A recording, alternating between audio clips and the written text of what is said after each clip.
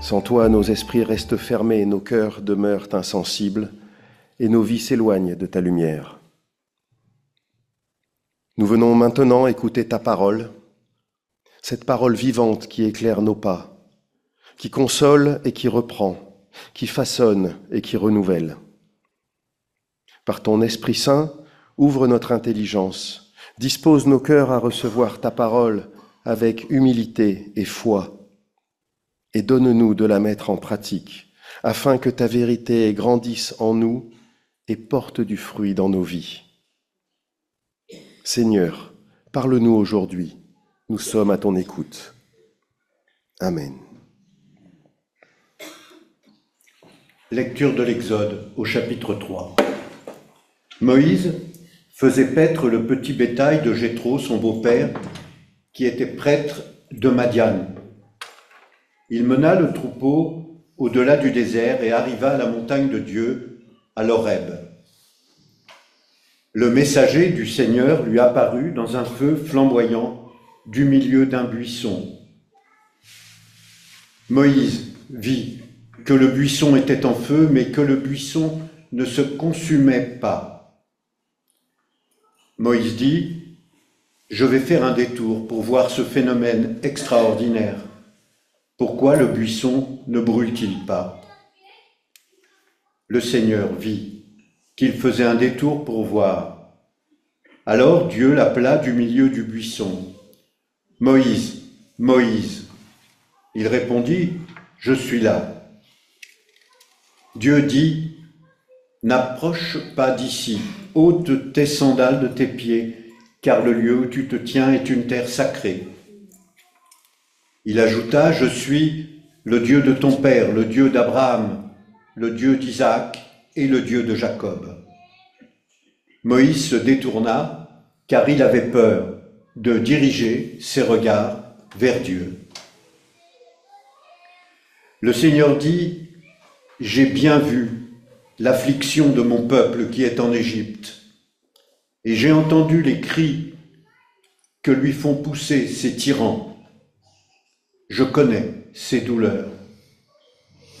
Je suis descendu pour le délivrer de la main des Égyptiens et pour le faire monter de ce pays vers un bon et vaste pays, un pays ruisselant de lait et de miel, là où habitent les Cananéens, les Hittites, les Amorites, les Périzites, les Hivites et les Jébusites.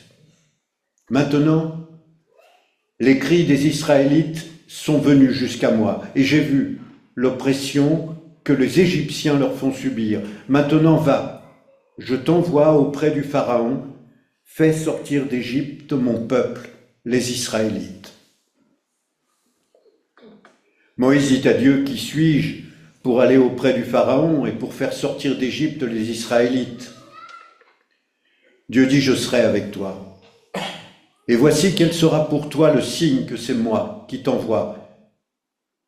Quand tu auras fait sortir d'Égypte le peuple, vous servirez Dieu sur cette montagne. » Moïse dit : « Supposons que j'aille vers les Israélites et que je leur dise : le Dieu de vos pères m'a envoyé vers vous. S'ils me demandent quel est son nom, que leur répondrai-je ? » Dieu dit à Moïse : « Je serai qui je serai. » Et il ajouta : « C'est ainsi que tu répondras aux Israélites. Je serai m'a envoyé vers vous. »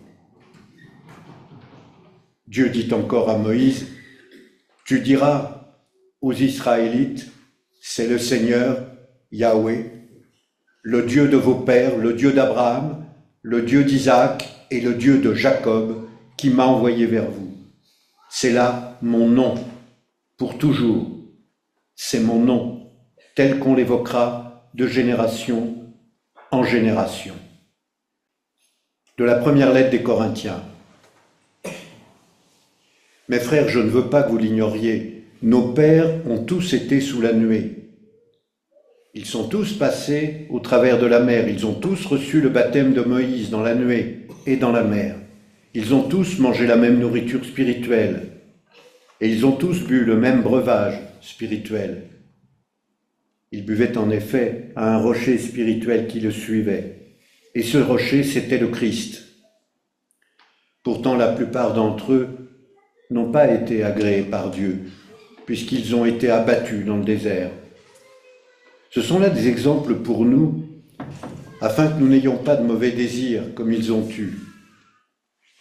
Ne devenez pas idolâtres, comme certains d'entre eux. Ainsi qu'il est écrit, le peuple s'assit pour manger et pour boire, puis ils se levèrent pour s'amuser. Ne nous livrons pas à l'inconduite sexuelle, comme certains d'entre eux s'y livrèrent. Il en tomba 23 000 en un seul jour. Ne provoquons pas le Christ, comme certains d'entre eux le firent. Les serpents les firent disparaître. Ne maugréez pas, comme certains d'entre eux maugréèrent. Le destructeur les fit disparaître. Or tout cela leur est arrivé à titre d'exemple et a été écrit pour nous avertir, nous sur qui la fin des temps est arrivée. Ainsi donc, que celui qui pense être debout prenne garde de tomber.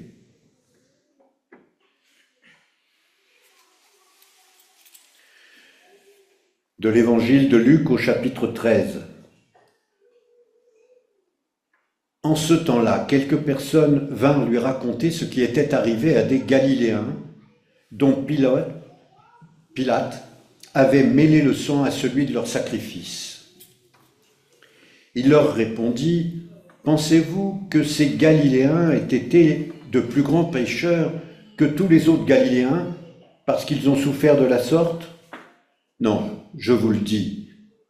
Mais si vous ne changez pas radicalement, vous disparaîtrez tous de même. » Ou encore, ces 18 sur qui est tombée la tour de Siloam et qu'elle a tué. Pensez-vous qu'ils aient été plus coupables que tous les autres habitants de Jérusalem? Non, je vous le dis. Mais si vous ne changez pas radicalement, vous disparaîtrez tous pareillement. Il disait aussi cette parabole. Un homme avait un figuier planté dans sa vigne, il vint y chercher du fruit et n'en trouva pas. Alors il dit au vigneron, « Voilà 3 ans que je viens chercher du fruit sur ce figuier, je n'en trouve pas. Coupe-le donc, pourquoi occuperait-il la terre inutilement ?» Le vigneron lui répondit, « Maître, laisse-le encore cette année, le temps que je creuse tout autour et que j'y mette du fumier. Peut-être produira-t-il du fruit à l'avenir, sinon tu le couperas. » Où est-il? Où est-il ce Dieu dont nous parlons? Ce Dieu en qui nous croyons? Où est-il ce Dieu en qui nous plaçons notre confiance? Confiance en sa miséricorde, confiance en sa grâce. Où est-il ce Dieu d'amour qui nous aime et nous pardonne inconditionnellement?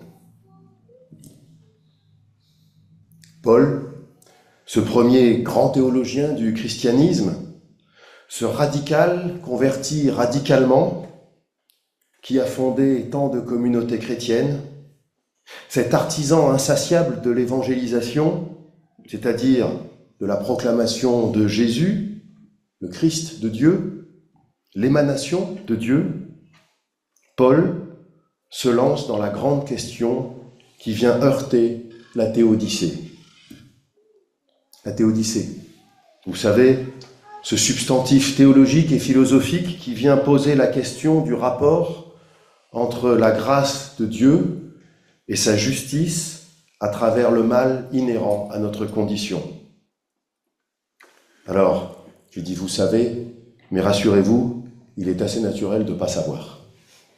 C'est un concept assez complexe que l'on peut vulgariser en opposant une justice divine qui passerait par une punition consécutive au mal commis, en l'opposant, disais-je, au don de sa grâce inconditionnelle. Une lecture souvent entendue de l'Ancien Testament dit qu'il y montre un Dieu capable de colère et de violence envers l'humanité. Un Dieu bien différent de celui que nous présente le visage qu'il prend à travers le Christ. Ainsi, dans ce passage de la première épître aux Corinthiens, Paul, pourtant ardent défenseur de l'universalité de l'amour de Dieu, universalité vis-à-vis de l'humanité tout entière, nous renvoie vers plusieurs passages de l'Ancien Testament dans lesquels il lit, à la fois lire et lier, l'infidélité du peuple d'Israël à des sanctions, des punitions reçues par ce même peuple et qui ont chaque fois été violentes et meurtrières. C'est d'autant plus perturbant que Paul relie, là encore, relire et relier, ces récits de l'Ancien Testament avec la présence du Christ. Un Christ, selon Paul, déjà présent dans les récits de l'Ancien Testament. Cette présence du Christ dans l'Ancien Testament, telle que Paul nous l'a fait entrevoir, serait en elle-même l'objet d'une réflexion intéressante. Mais ce n'est pas notre propos aujourd'hui. Toujours est-il qu'en faisant intervenir la présence du Christ dans les références de l'Ancien Testament, Paul actualise d'une certaine façon les récits auxquels il fait référence. Il reconnecte ces textes au temps présent qu'il vit avec les Corinthiens. Nous connaissons Paul. Il exprime rarement les choses à moitié. La nuance dans son opposition au Christ, comme la défense de ce qu'il est, ne fait pas partie de ses habitudes, de sa nature. Cette lettre, adressée à la communauté de Corinthe, communauté qu'il a lui-même fondée, puis quittée, pour en fonder d'autres, a pour objet principal de rappeler à l'ordre une communauté soumise à des tensions, des conflits, des désordres inhérents à toute nouvelle communauté, qui, ayant perdu son guide, son maître à penser, va se questionner et laisser la place à d'autres courants de pensée, à d'autres concepts théologiques, ouvrant la porte à des débats, eux-mêmes vecteurs de tensions et de dissensions, au sein même et entre les membres de cette communauté. Face à cette difficulté, comme à son habitude, Paul n'y va pas par quatre chemins. Il reprend les récits de l'Ancien Testament, il les actualise avec une pincée de christianisme et présente les infidélités, les déviances du peuple d'Israël comme la source, la cause des punitions divines, des sanctions violentes ayant entraîné de nombreuses morts. C'est toute l'histoire du livre de Job. Ce fidèle serviteur de Dieu qui jouit d'une vie riche et heureuse, et suite à une sorte de pari ou de défi entre Dieu et le diable, voit sa vie s'effondrer. Ses amis tentent de l'aider en essayant de lui faire comprendre que s'il subit de telles douleurs dans sa vie, c'est nécessairement parce qu'il a péché, parce qu'il a commis des fautes. Les douleurs qu'il rencontre ne sont alors, selon ses amis, que les conséquences de ses fautes. Une justice de Dieu abaissée au niveau de la justice des hommes. Une conception de la justice divine qui n'est comprise qu'à partir de la justice humaine. Cette justice humaine qui associe faute à sanction, réussite à récompense. Paul le croit-il fondamentalement au moment où il l'écrit ? Je ne sais pas le dire. Toujours est-il qu'il tombe dans cette conception humaine et non divine de la justice de Dieu. Et pour redresser la communauté de Corinthe, il ne trouve pas mieux à ce moment que de leur faire peur avec la menace d'une sanction divine qui, à en croire les exemples passés, pourrait être d'une grande violence. Alors, qui suis-je, moi, pour dire que Paul se trompe ?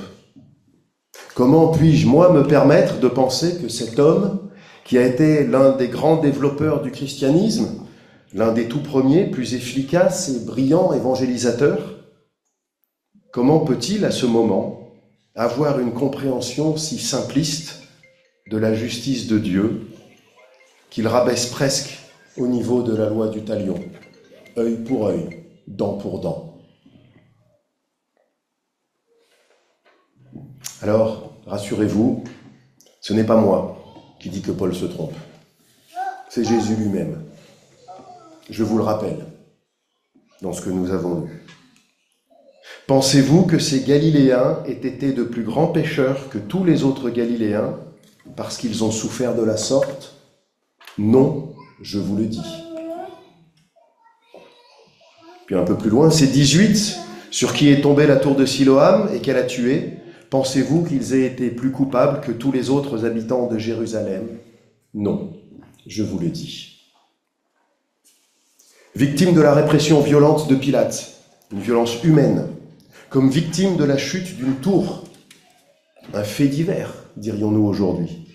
Ces victimes ont été la proie du mal qui est partie prenante de notre nature humaine, dans le cas de la répression voulue par une autorité, mais aussi un mal qui n'est que le fruit du hasard, le fruit des aléas de la vie, comme dans le cas de la chute accidentelle d'un édifice.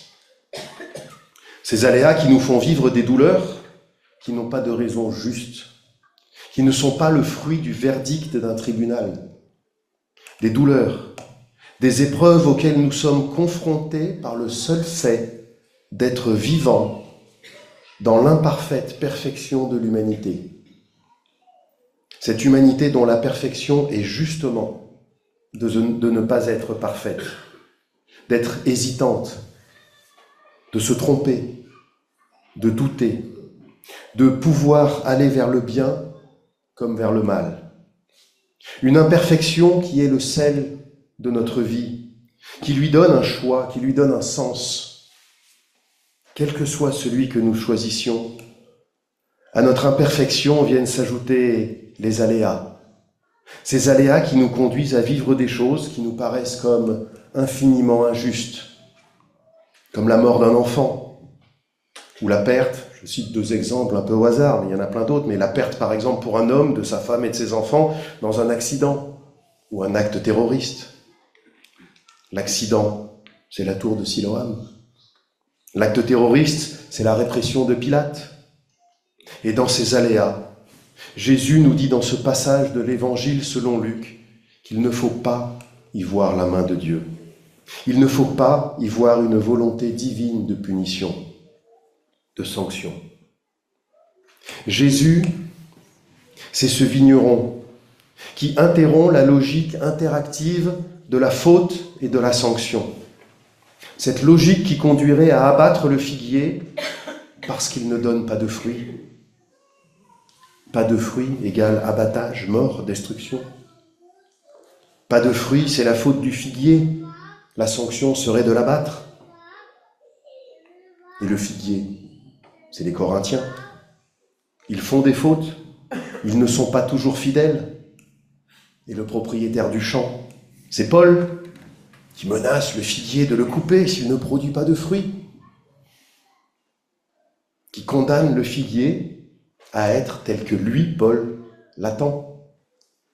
Il attend des Corinthiens une attitude, une pensée doctrinale, une pratique rituelle, une attitude de vie conforme à ce que lui, Paul, souhaite. Et si cela n'arrive pas, il les condamne à de lourdes peines. Il les condamne à disparaître, comme le maître condamne son figuier à disparaître. C'est dans notre logique humaine. La faute appelle la sanction. Le mal entraîne la réparation. C'est la logique de la balance qui symbolise la justice humaine. Si elle penche d'un côté, il faut l'équilibrer en appuyant de l'autre côté. Mais ce n'est pas la logique de la justice de Dieu. Jésus, le vigneron, vient nous le rappeler. Il n'est pas question de justice sur une balance avec Dieu. Les épreuves que nous traversons, les souffrances que nous endurons ne sont pas le fait d'une punition divine. Pour reprendre les termes de Jésus, non, je vous le dis. Mais si la souffrance et l'épreuve ne sont pas une punition divine consécutive à une faute humaine, cela ne nous dispense pas de changer radicalement, comme Jésus nous y invite, après ces 2 exemples des victimes de Pilate et de la chute de la tour de Siloam. Changer radicalement, dans le grec, métanoéo, que l'on devrait plus précisément traduire par changer d'état d'esprit, réfléchir ensuite, changer d'avis. Changer, réfléchir ensuite. Cela traduit bien une consécutivité, une attitude consécutive à une situation. Cela nous renvoie à la femme adultère. Va et désormais ne pêche plus. Ce qui vient après la faute n'est pas la sanction. Ce qui vient après le péché et l'infidélité, ce n'est pas la punition, c'est le changement. Il me semble que nous sommes invités à changer notre façon de faire, notre façon d'être et de penser. Cette façon de penser que nous devons faire bien pour éviter de recevoir une sanction. Cette pensée que c'est par le bien que nous éviterons la colère divine. C'est cette logique rétributive de la sanction par la faute qui nous fera disparaître. Si vous ne changez pas radicalement, vous disparaîtrez tous de même. Disparaître, dans le grec, apolimie, à comprendre par se perdre, s'évanouir, être arraché pour sa perte. La disparition annoncée par Jésus n'est pas la disparition promise aux figuiers. Il ne s'agit pas d'une disparition sanction, mais d'une disparition de nous-mêmes, par nous-mêmes. C'est notre capacité à nous perdre nous-mêmes dans la recherche de la logique de la balance qui nous conduit à ne pas comprendre la grâce de Dieu et à travers cette grâce comprendre la réelle nature de son amour. Chères sœurs, chers frères, les apôtres se sont souvent trompés dans la compréhension qu'ils avaient de Jésus et de ce qu'il leur disait de son vivant. Paul aussi, dans cette épître aux Corinthiens, s'éloigne de ce que nous dit Jésus dans l'Évangile. Compte tenu de la personnalité, de l'érudition, de l'intelligence de Paul, je pense que ce n'était pas par hasard. Face à une situation dans un contexte bien précis, il a fait au mieux, en étant à distance, pour aider, pour guider, pour accompagner la communauté de Corinthe. Il n'en demeure pas moins que nous pouvons réfléchir à cette question. Comment sortir de la logique de la sanction après la faute ? Comment sortir de la logique de la balance ? Comment nous affranchir de la justice humaine lorsque nous envisageons la justice de Dieu ? Je crois que c'est la grâce qui peut nous aider à répondre à ces questions. C'est cette grâce incompréhensible, j'entends par là une grâce qui dépasse notre entendement. Cette grâce que nous devons admettre comme un axiome non démontrable et universel, dont nous ferons une évidence à défaut de la comprendre. C'est cette grâce, la conscience de cette grâce, qui seule peut nous permettre de nous approcher de Job, qui résiste à reprocher à Dieu la responsabilité des épreuves qu'il endure, comme une réponse divine à ses propres manquements. C'est la conscience de cette grâce qui peut guider notre fidélité à Dieu dans la souffrance, dans les moments de l'épreuve. C'est par la grâce de Dieu que nous gagnerons la paix dans l'injustice humaine. Amen.